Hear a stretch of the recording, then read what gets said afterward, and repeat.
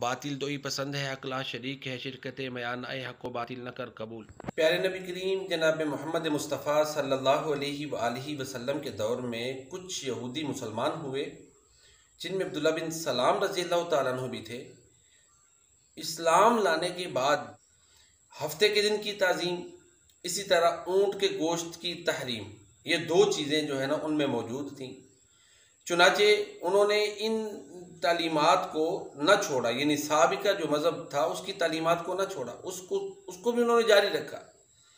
تو پھر اللہ تعالیٰ نے قرآن کریم کی سورہ بقرہ کی آیت نمبر 208 نازل فرمائی اور حکم دیا، یا ایھا الذین آمنوا ادخلوا فی السلم کافۃ ولا تتبعوا خطوات الشیطان انہ لکم عدو مبین۔ اے ایمان والو، اسلام میں پورے کے پورے داخل ہو جاؤ اور شیطان کے قدموں کی پیروی مت کرو، بے شک وہ تمہارا کھلم کھلا دشمن ہے۔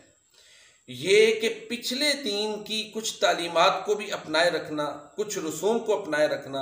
اور مسلمان ہونے کے بعد اسلام کی تعلیمات پر بھی چلنا، یہ عمل درست نہیں ہے۔ مکمل اسلام جو ہے وہ مطالبہ کرتا ہے کہ مسلمان اسلام میں داخل ہو جائے۔ ہمارے ہاں دیکھیں نا، اگر ہم بر صغیر کے حالات کو دیکھیں تو ہم مسلمانوں میں، چونکہ یہاں تر زیادہ تر آبادی ہندو تھی، وہ مسلمان ہوئی، تو ان میں وہ رسوم موجود ہیں۔ لہٰذا اس آیت مبارکہ کو اگر ہم سامنے رکھیں تو ہمیں اپنے اندر بہتری کی ضرورت ہے کہ عبادات کے نام سے کچھ چیزیں جو ہمارے اندر موجود ہیں، اسی طرح شادی بیاہ کی رسموں میں کچھ چیزیں جو ہم وہ کرتے ہیں جو اسلامی تعلیمات میں نہیں۔ ہاں، یہ بھی ایک بہت بڑی حقیقت ہے کہ ہندو مذہب جو ہے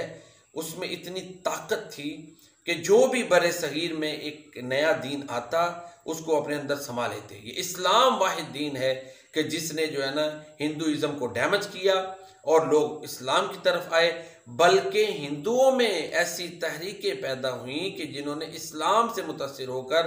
توحید کی جو ہے نا پرچار کی اور ان سے الگ ہوئے، جیسے یہ بابا گرو نانک اور اس طرح تھے۔ بہرحال یہ ہے کہ اسلام صرف یہ نہیں چاہتا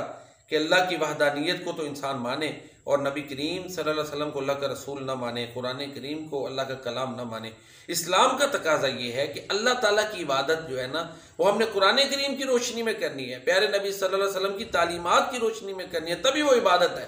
عبادت کے لیے شرط ہے کہ وہ نبی کریم صلی اللہ علیہ وسلم کی سنت کے مطابق ہو، اس کے مطابق عبادت بھی ہوگی، معاملات بھی ہوں گے، تبھی جو ہے نا اسلام کی عبادت کو عبادت مانا جائے گا، انسان کی عبادت کو عبادت مانا جائے گا۔ اسلام اسی عمل کو عبادت مانتا ہے جو اللہ کی رضا کے لیے ہو اور اللہ کے سامنے انتہائی عاجزی والا ہو اور نبی کریم صلی اللہ علیہ وسلم کی تعلیمات کی